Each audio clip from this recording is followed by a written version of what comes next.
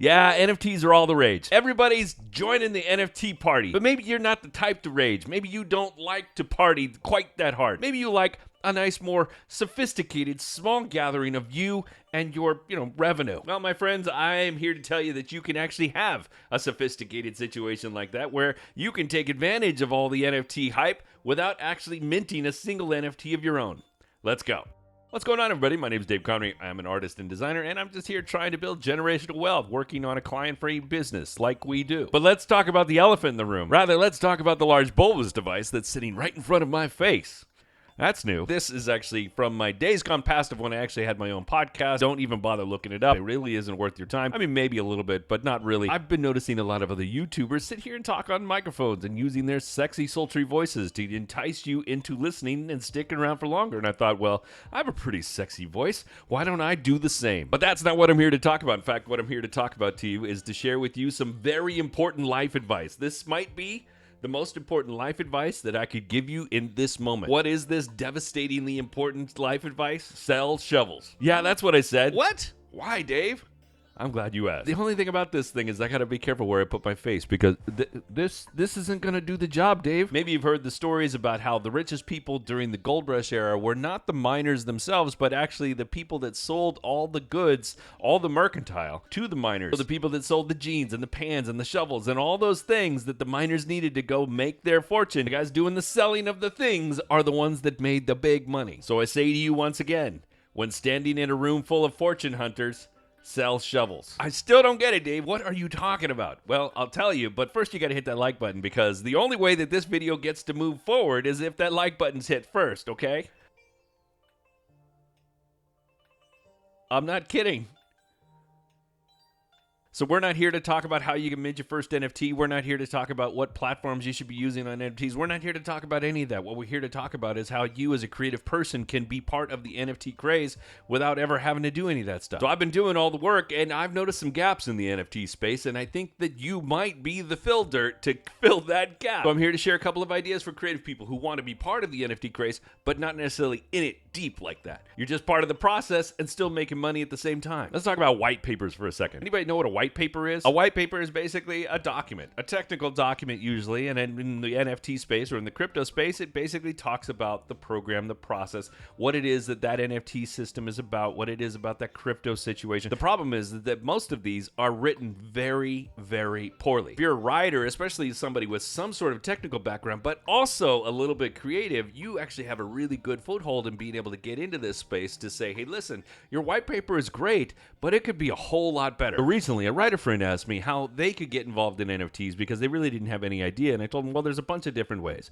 But one of the things that I told them is that, listen, this space needs creative writing. Maybe it's in the background. Maybe it's not as flashy as having your work up on an NFT, but it's writing that needs to be done because that writing is essential to a project. That writing is what makes or breaks a project sometimes because it gives an identity to what's happening with that project. And if I'm an investor, whether it's crypto or an NFT or whatever, if I'm trying to buy into that program and I read that poorly written white paper, I'm going to be like, I don't think so. But if I'm a great writer and I go in and help that project boost their awareness just based on writing really well, then there's a huge opportunity to make big money. Now, that's the writer side. There's also a little bit of a design aspect to this because some of these white papers are not just words on a page, they're actually designed in fairly well. So if you can do page layout, there's an opportunity for you here as well. Most of these are written and posted up on the web, but there are some that do offer PDFs available, and if you can be the person that creates a really nice PDF for somebody to read, because let's be honest, these technical papers, they can be dry. But if you can be the designer that makes that interesting, well, then you're worth money. Something that also goes with all of these projects is a roadmap. And the roadmap is usually just a way for the company or organization to say, this is our plan for the whole thing. We get in with our NFT, we sell a bunch of NFTs, and then we take that money and then we turn that into something else, and then we sell more NFTs and we turn that into something else, and it becomes bigger and bigger and bigger. In the case of something like the Bored Apes Yacht Club, their plan is to sell the NFTs and then turn that into a very high level intellectual property so that they can turn around and license it for products, movie deals, cartoons. That's their roadmap, and every project has a roadmap, and all of these roadmap have some sort of visual representation of it. Most of them suck. One of the most consistent things about graphic design is that if it's done well, it creates confidence in whoever's buying in, whether that's an NFT project or the local supermarket down the street that just happens to have really good signage. You can go in as the roadmap designer to these projects and help them create something cool that, again, gets the visual stimuli pumping for people who want to invest.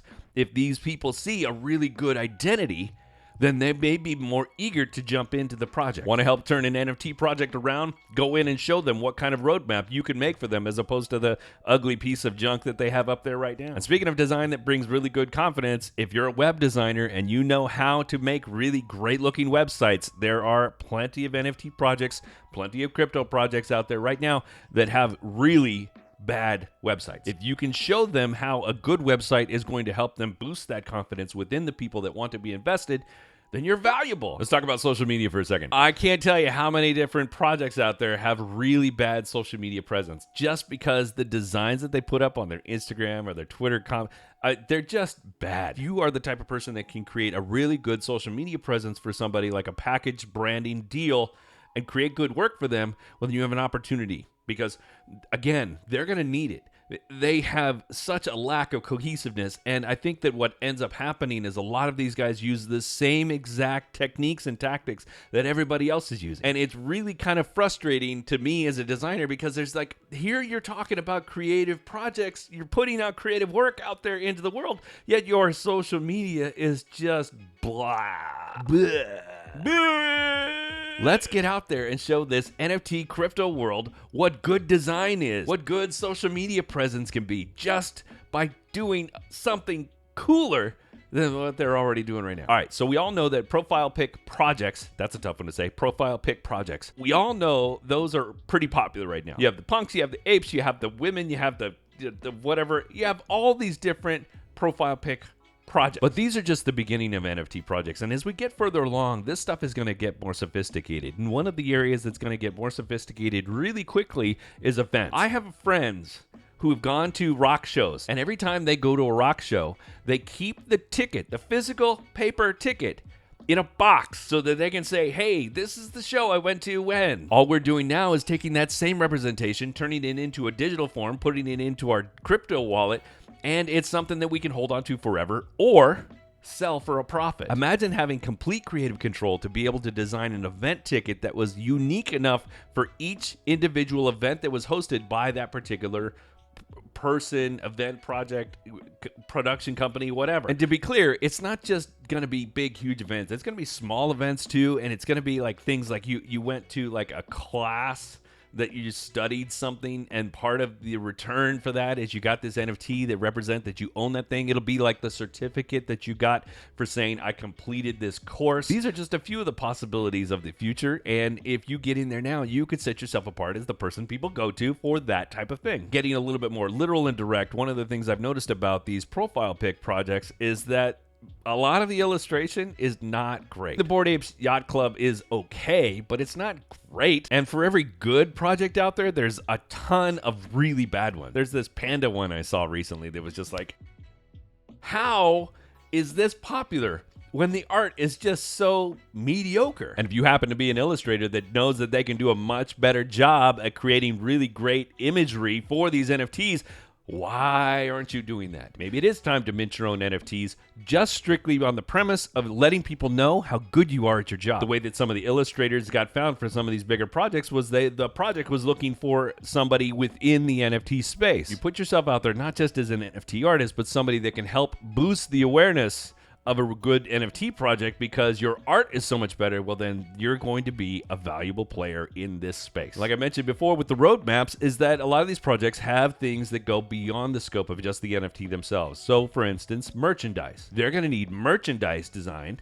Maybe you will happen to be a really good merchandise designer, or you want to place yourself as the person who designs merch for NFT projects. So maybe it starts out with t-shirts and mugs, and then it turns into like toys and plushies, and then becomes like, banners that go on the sides of huge buildings. I don't know. Here's the thing we need to recognize about NFTs. They're largely about collectability. And if you really go to the extremes about what people will collect, there's a huge potential for you to find different places to fit yourself in as the collectible creator, the merchandise creator of collectible things. I personally believe we are moving into an era of more collectability of things. And if you don't believe me, you should watch that video right there. In the meantime, why don't you make sure you hit that like button, subscribe if you haven't done so already, hit that bell because you never want to miss a thing, all right? Be good today, be even better tomorrow.